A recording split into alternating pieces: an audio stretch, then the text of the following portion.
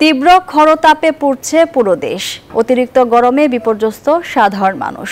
এরই মধ্যে কোথাও কোথাও স্বস্তির বৃষ্টি হচ্ছে।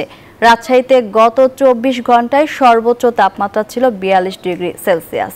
রাজশাহীতে সকাল ৯টায় তাপমাত্রা ছিল ৩২.৮ ডিগ্রি সেলসিয়াস। রাজশাহী আবহাওয়া অফিস বলছে, বেলা বাড়ার সাথে সাথে পাল্লা দিয়ে বাড়বে তাপমাত্রা এবং কমবে বাতাসের আর্দ্রতা।